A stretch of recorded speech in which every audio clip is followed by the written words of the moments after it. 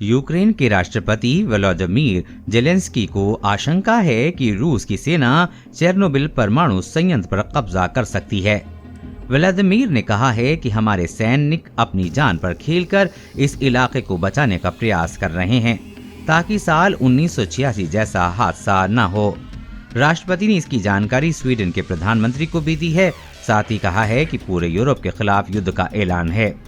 पहले आपको बता दें कि साल 1986 में चेर्नोबिल परमाणु संयंत्र परमाणु रिसाव की वजह से भयानक हादसा हुआ था।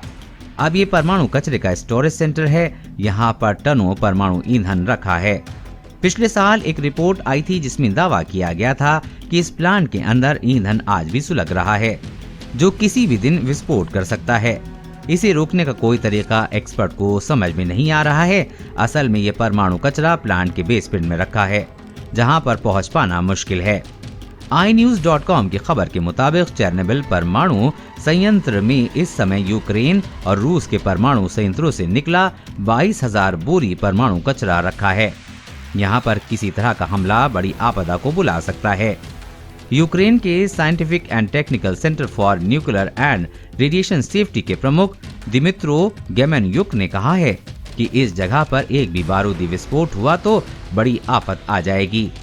रेडिएशन हर जगह में फैलेगा, फिर इसे संभाल पाना मुश्किल होगा।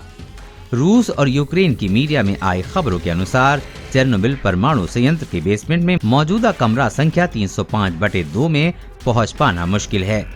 कुछ शोधकर्ता हिम्मत जुटाकर इसके बाहर तक पहुंचे।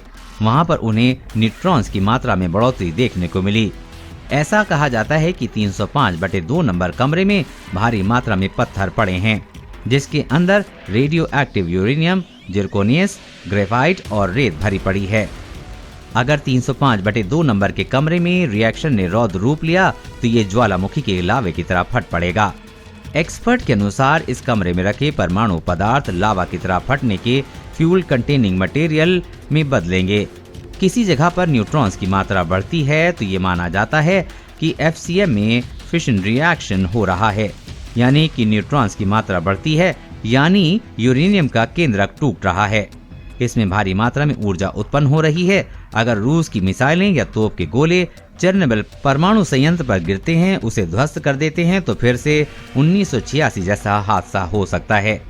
यूके स्थित शेफील्ड यूनिवर्सिटी के परमाणु एक्सपर्ट नील हयात ने कहा है कि इस समय चेर्नोबिल का कमरा नंबर 305/2 में जो स्थिति है वो ठीक वैसे ही है जैसे कोई भट्टी धीरे धीरे गर्म हो रही हो। अगर युद्ध की वजह से यहाँ पर हमला होता है या प्लांट के बेसमेंट में सुराख होता है तो भयावह स्तर रेडिएशन फैल सकता है। इसमें आसपास के इलाकों के लोगों के लिए मुसीबत बढ़ जाएगी। साल 1986 में हुए विस्फोट की वजह से हजारों लोगों की मौत तो हुई ही थी। पूरे यूरोप के ऊपर रेडियो एक्टिव बादल छाए हुए थे।